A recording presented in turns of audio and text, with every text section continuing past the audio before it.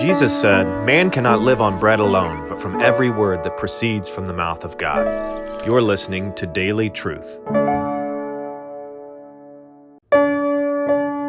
Jesus said, "Man cannot live on bread alone, but from every word that proceeds from the mouth of God." You're listening to Daily Truth. So real saving faith requires knowledge and assent.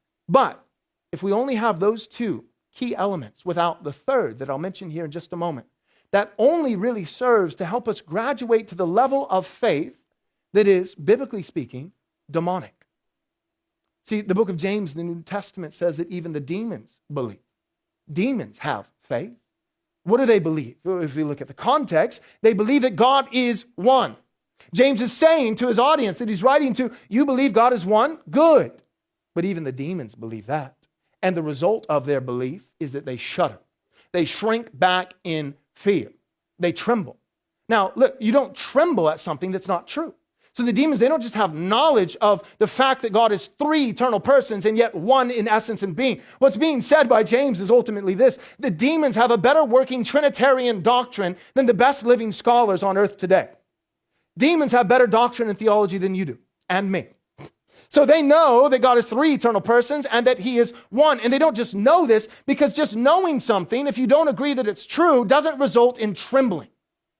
See, the demons shudder because they know it, and they have given, not eagerly, not joyfully, not willingly, but they have given nonetheless, because they must, their assent. They agree with what they know. See, the third and final component of true saving faith, Christian faith, is that we know, that we grant assent, and that lastly, we give our implicit trust. And with that, there is personal trust.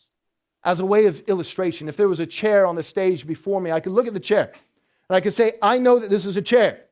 I'm not an expert in chairs, but I've seen enough chairs in my life, and the concept of a chair is simple enough to where I can look at this chair and I know that this is a chair. I see its chairness before me. I recognize its chairness. And not only do I know it's a chair, but I believe it's a true chair. I have given my assent. I agree that this is not just a chair, but it is a chair. It is a true chair. But I am not biblically having faith in the chair until I ultimately cast my weight upon it, trusting that it will hold me up, that it is able, that it is sufficient to do what it was created and designed to do.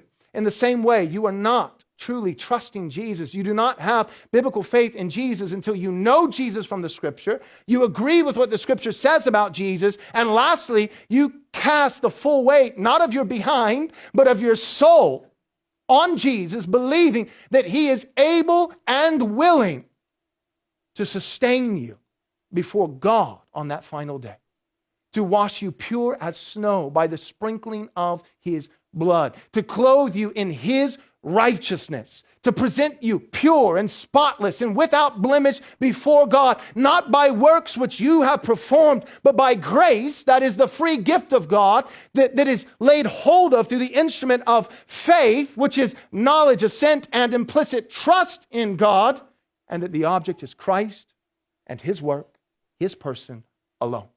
Thanks for watching this video. We hope you enjoyed it. If you did enjoy it, we hope that you'll take a moment and subscribe to our YouTube channel so that you can watch more content like this. Also, take a moment and give this video a like so that it can reach more people. And take a moment and click on the bell so that you'll be notified whenever we come out with new content.